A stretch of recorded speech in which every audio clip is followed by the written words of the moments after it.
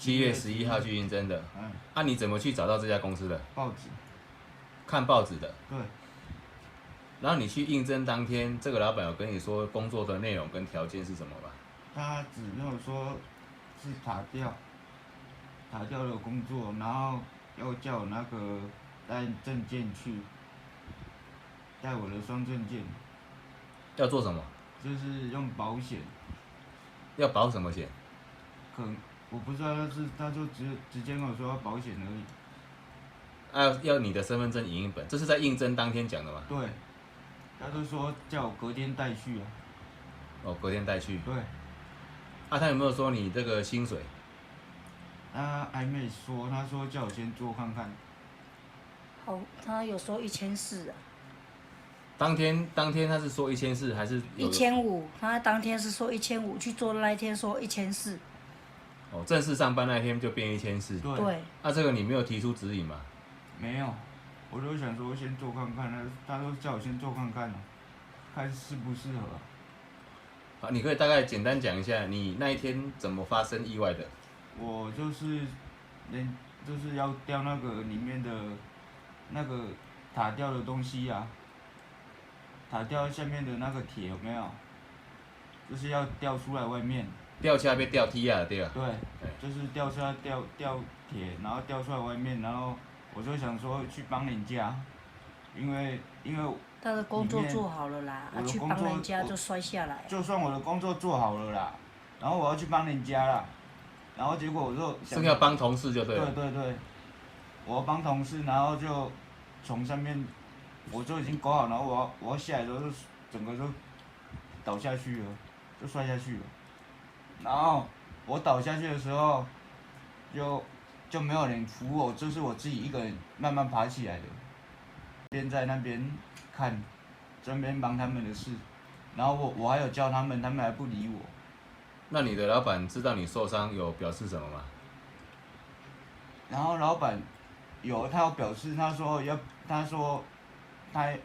跟我说，他要带我去看，然后我就跟他说不用，这样子。那到现在也没有电话跟你联络？没有，我有密他。我们打电话给他我有打电话给接。他，可是他没有接，他也不敢接，他也不敢已读，他也不敢回。所以你也有写赖给他？对。啊，他都已读不回？对，对。啊，现在联络不上他？对啊。跟我们说明一下，这位肖先生他是有说他在公司上班，然后发生意外，那公司没有为他保险，那请您这个部分说明一下。这方面当然是我的疏失，因为公司的用人变了，一开始他第一天有准时上班，第二天就迟到，8点有上班，但是快要8点半才进来，然后第3天就没来了，然后旷职啊，你像阮这么小型的规模的厂商，没那有扛去负担这个，所以我们当下我决定这个孩子我们就不用了，结果他第4天又打电话过来说他欠钱，希望可以帮忙他。我说好，如果可以认真，不偷懒，就过来。结果还是一样啊，上班都断断续续，从12号上班到24号，我们工程业就是这样，没有下雨的话，就是要赶那个进度，所以就连续一直做。他这段时间只做了7天。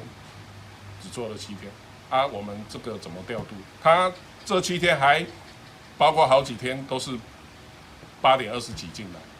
之前我有承诺说，如果晚到没有关系，但是晚到是指大概5分钟、10分钟，交通上的不便或是有一些 delay 没有关系。可是你不能晚那么久啊。所以这个肖先生他平常上班是不太正常，不太正常。那他没有来，他有请假吗？也没有，都事后。是这样，下午的时候我们在吊装东西要上板车，因为他不是手，所以比较有经验的师傅叫他不要上去，他不知道为什么，是为了表现还是怎么样，就不听指挥，他就直接上去了。爬也没有爬好，滑下来伤到脚踝，大家都有看到，并不是说像照片他陈述的说包到那个关节那个地方，因为那个地方根本不是撞击点，我们当场都有人可以作证。啊，有一个师傅把他搀扶进来阴凉处休息，我在办公室，我马上冲出来说：“阿汉，我载你去医院看好不好？”他说不用，可能是当下他还没有觉得疼痛，这就是发生的经过。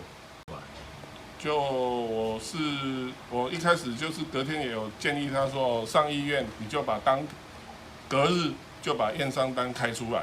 我也怕说旷日费时，如果隔了1个礼拜，他又说他哪里受伤，是不是和这个因公受伤的关联性？